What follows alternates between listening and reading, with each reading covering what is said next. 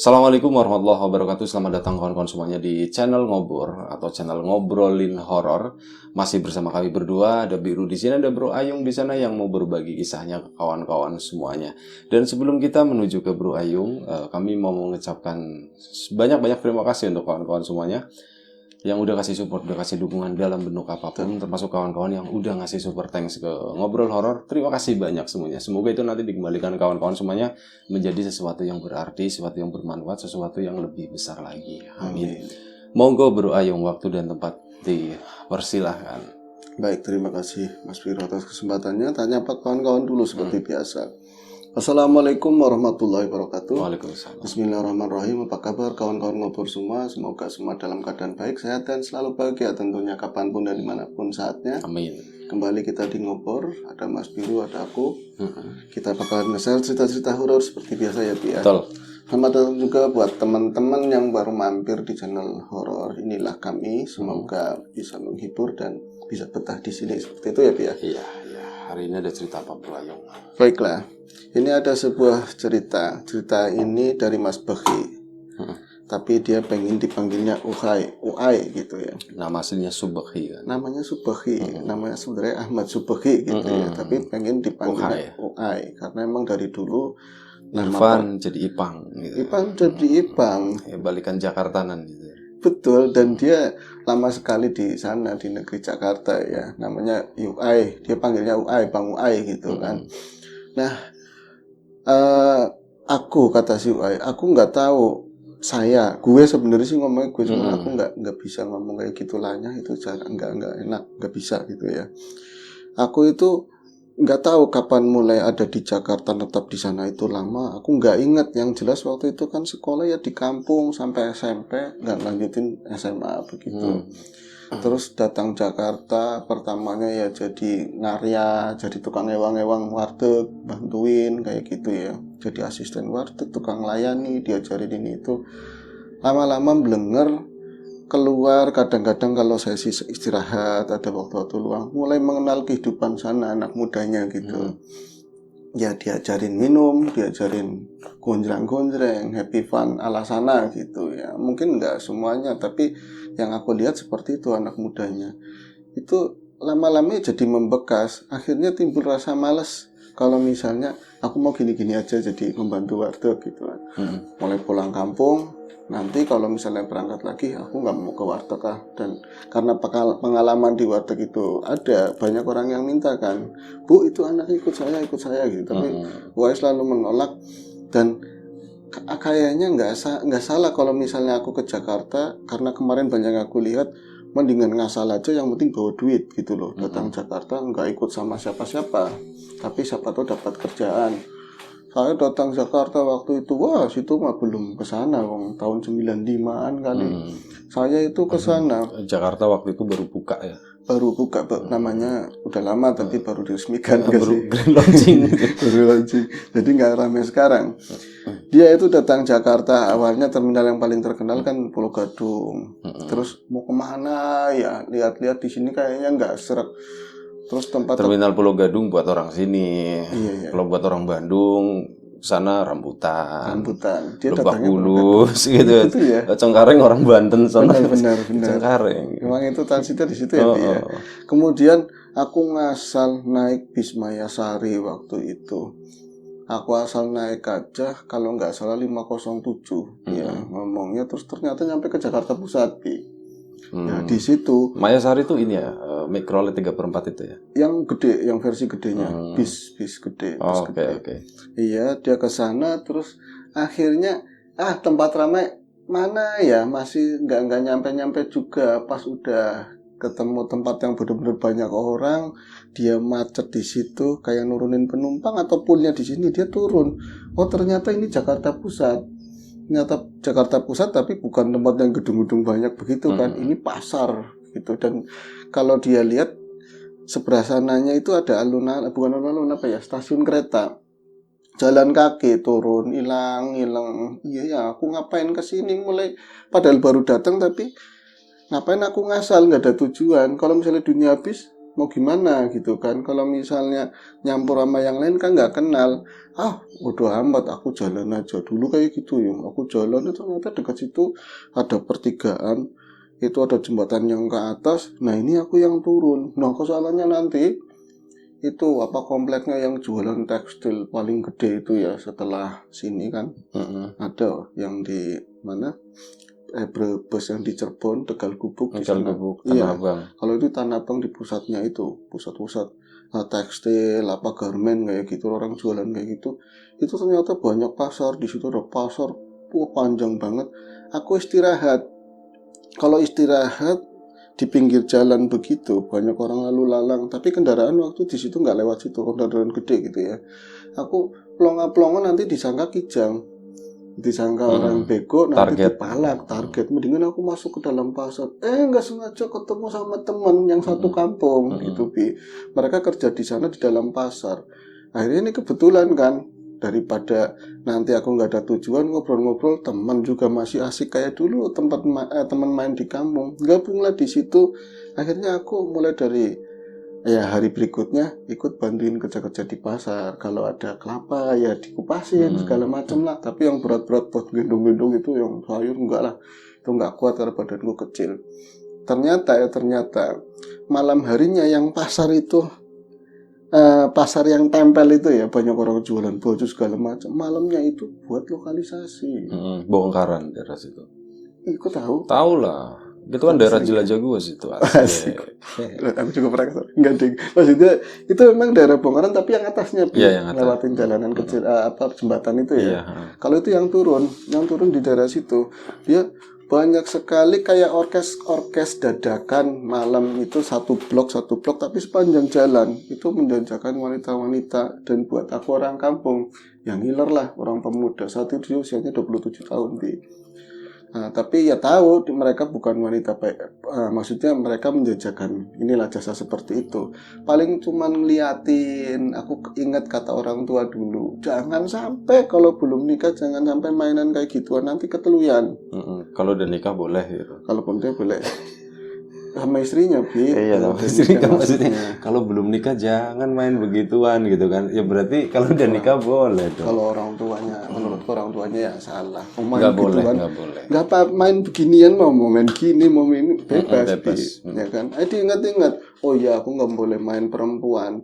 Tapi karena udah pernah lihat ke situ, penasaran kalau habis kerja siangnya gitu, malam nongkrong di depan.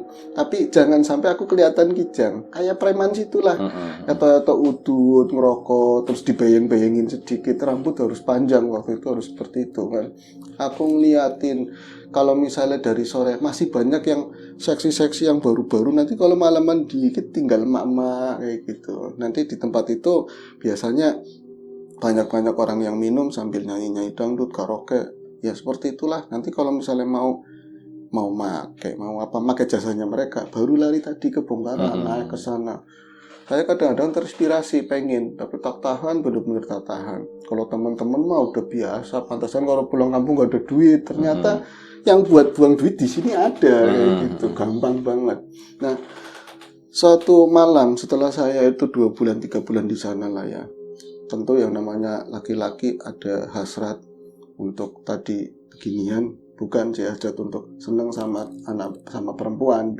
Kalau di lingkungan pasar kan tiap hari ketemu, banyak nggak enaknya. Orang tuanya sering tak bantuin, masa anaknya tak pacarin kayak gitu ya. Terus aku ini siapa? Akhirnya lebih pasti nongkrong. Ada pertigaan dari tempatnya dia kerja pasar itu. Pasar apa aku nggak nanyain, tapi sampai ke tempat lokalisasi itu dia pasti nongkrong, udut gitu ya, tapi nggak minum. Saya cuman ngeliatin itu ada jalanan paling lebarnya 4 meter sampai 5 meter lah. Saya ngeliatin ke seberang pada nyanyi-nyanyi, orang-orang cantik-cantik begitu. Tapi ya saya lama-lama kan kenal, ini yang maminya siapa, sebelah sana maminya siapa. Hari itu saya mendapatkan seseorang yang benar-benar beda banget kayak gitu. Maksudnya gimana Bang Uai? Iya, dia itu nggak lenjeh kayak yang lain.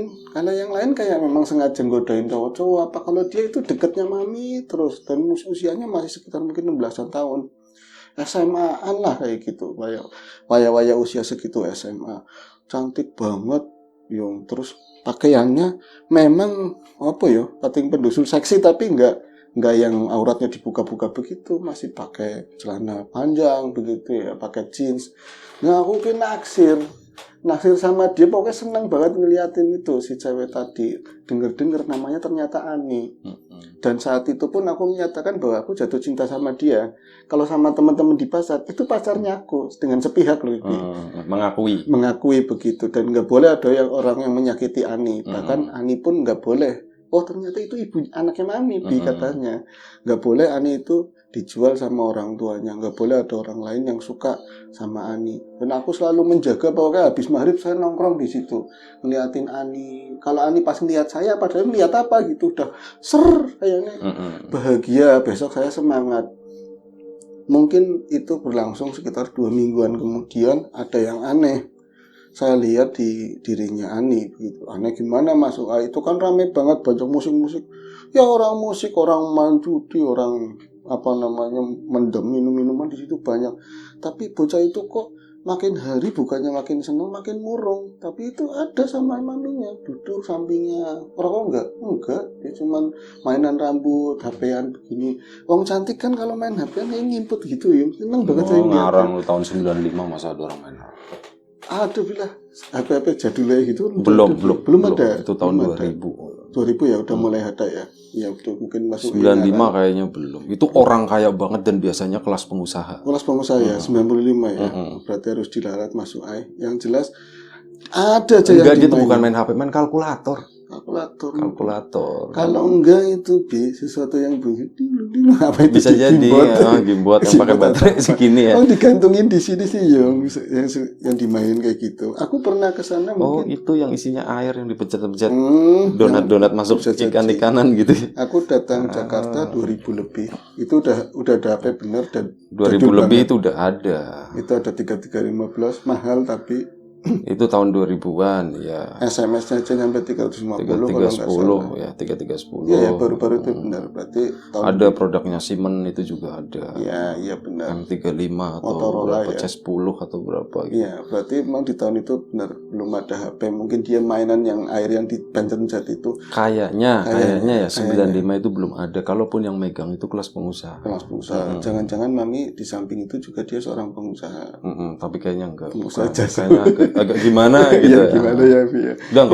Anggap aja seperti itu. Jangan. Enggak, ini kan lumayan buat ngelamain durasi gitu. Saya ngeliatin kayak gitu, semakin cinta sepihak Mas Ayu, semakin cinta. Dan di 2 minggu tadi ada yang aneh. Saya ini matanya belerengan apa terlalu banyak ngamalin. Soalnya di sana hampir wajib semua pemuda itu punya pegangan, punya gaman, karena dikit-dikit ribut. Keras ya? Keras. Harus kita tuh jadi macan, jangan jadi kijang. Ya udah kita tinjak-injak. Akhirnya saya balik kampung, segala amalan, segala apa saya amalin semua. Tapi kok perubahannya nggak gini-gini amat. Orang dari kemarin juga nggak ada. Tapi aku melihatin si Ani duduk sampingnya maminya. Maminya kan kadang-kadang wirawiri, makan apa, bakso segala. Dia tuh lebih diem. Tapi siapa yang di belakang? Di belakangnya Ani. Padahal itu kan warung kopi tapi jualannya rokok segala macam. Nggak bisa disebut warung kopi sebenarnya. Di warung itu Mbak yang nembus ada sosok jelas berdiri, itu hitam, manusia, bentuknya manusia. Saya jelas banget bentuknya manusia. Cuma hitam. Bapak-bapak tapi hitam. Padahal itu terang. Itu nggak ada bentuk. Maksudnya matanya saya bisa lihat, tangannya kayak apa. Ya bentuk begini orang berdiri itu selalu di belakangnya Ani persis. Paling ya 2 jengkal lah. Jadi kalau Ani geser kemana dia ngikutin terus kayak gitu. Tapi wujudnya tuh hitam terus. Wujudnya hitam terus. Aku mau ngomong ke siapa? Sementara aku sendiri selama ini juga nggak berani ngungkapin perasaan. Ini ngeprank jangan bayangannya Ani sendiri. Sejadi. Bukan tinggian tinggian. Ini kan tadi ya saya sama perempuan itu tinggian laki-laki. Bener jonggrang dia pikir. Dia bilang jonggrang, orangnya agak tinggi. Saya mau ngomong sama yang lain takut ngada-ada keprok. Nanti orang sana kan dulu keprokan banget apa-apa salah bet. Akhirnya improv, saya punya duit. Oh iya, di situ ada yang dangdut live versi. Saya nyawer karaoke. Saya nyawer. Itu nggak tahunya nyawernya itu 1000-an 2000-an. Saya kan kayak di kampung 50 kayak gitu 20. Ya lagunya nggak habis itu, terus sampai videonya nyerah. Mas, maaf ya mas, ini gantian yang lain. Itu dicengkeweng begini sama preman sana. Lu jangan belagu, lu anak malu digituin. Kalau sini ngawannya jangan pakai ginian ribuan. Gitu ya, oh gini kayak nggak tahu bang, saya nggak tahu. Maksudnya pengen deketin si Ani atau siapapun, itu siapa lo yang di belakang kamu gitu loh. Pengen ngomong kayak gitu tapi tetap aja nggak ada kesempatan. Itu selama mungkin ada setengah bulan, dan sosok itu yang tadinya itu paling berdiri kadang-kadang masuk ke dirinya dia seleb gitu, nanti keluar lagi, itu keluar masuk begitu aja. Kadang-kadang kayak kebalik, Ani yang ngadep ke sana, dia nongkrong ngadepnya ke sana, kebalikannya gitu. Saya cerita sama teman-teman yang di pasar yang katanya matanya bisa awas apa, ura-urane kon boy katanya seperti itu, katanya kamu aja yang ngarang. Terus aku itu dapat kabar berita dari kampung, katanya ada saudara yang lagi sakit keras, tapi aku deket banget sama dia gitu ya, sama beliau. Akhirnya aku putusin pulang kampung. Saya cerita di kampung kan, alhamdulillah saudara juga udah ini sembuh lagi. Dan dari ini itu juga saya dibilangin pas dia udah sembuh, kan saya mau berangkat, Mbah, kalau badhe berangkat malih teng Jakarta, mau berangkat ke Jakarta. Kamu di sini aja wis, nek pengen selamat nang kene bae. Kalau pengen selamat di sini aja. Kamu ada yang nungguin nggak baik di sana. Kamu lagi seneng sama orang, sama perempuan. Perempuan itu ada yang seneng lagi. Katanya kayak gitu, kata ini bisa ngerti, tapi saya suka sama seorang kayak gitu kan. Lingkunganmu angel katanya, udah di sini aja. Saya itu ada kebun, ada sawah, mana dicekel dipegang sana, nggak usah ke Jakarta, wis nurut ya. Dibilangin kayak gitu, saya udah betah di sana, enggak aja. Tapi tetap berangkat. Kecingi berangkat ke sana ya, ke pasar lagi banyak kerjaan, banyak bongkar muat, saya nggak ngurusin yang di depan, padahal udah rindu banget yang namanya Ani. Dan teman-teman nggak ada yang biasanya kan ngecengin, kata nggak ke depan, Ani udah nungguin apa, nggak ada yang ngomong kayak gitu belas bi. Seakan-akan saya nggak ada kenangan tentang Ani apa, saya berangkat ke situ kerja aja. Pas sudah 3 harian malamnya bisa ke sana, ke depan. Saya ngeliatin ke depan, Mas, pelongo gitu, mana Aninya, kok nggak pernah nyamperin. Hari itu kosong, maminya datang, Aninya nggak ikut. Besoknya kayak gitu lagi. Kala pusing, saya kayak patah hati. Begonya nggak berani nanyain loh sama orang-orang atau kawan sendiri, Ani sebenarnya kemana kayak gitu. Ada izin rasa malu kalau ketahuan saya sayang sama itu gitu. Pas seminggu setelah datang ke sana, saya itu kayak kena salah sangka karena duduk di seberang mereka begitu ya, ada perang antar kampung sana bi. Orang itu kan kalau sana pakai parang beneran kayak gitu, frangsing gitu. Saya nggak ngeh, itu satu lagi tuh yang seberang gitu, langsung jak kayak gitu aja bi. Tapi saya nggak tahu yang lindungin siapa, nggak tahu. Pastinya aku dikerumunin banyak orang, dan beberapa orang lain juga lagi dihajarin sama orang kampung seberang begitu. Saya itu nggak ingat apa-apa lagi. Tapi di saat kayak gitu mungkin ya, saya ingat saya itu ada Ani nyamperin, Bang, bangun bang, diusap-usap begini mukanya katanya, dan ada kayak basah tapi wanginya itu wangi melati, wangi melati yang itu yang kecil itu, yang buat orang lagi mau dimakan sih, wangi kayak gitu. Saya masih inget lah, saya diusap-usap begitu, wangi melati. Bang, bangun bang, jangan di sini, ayo bangun bang, jenengan itu orang baik, digituin sama sosok tadi, sama si Ani.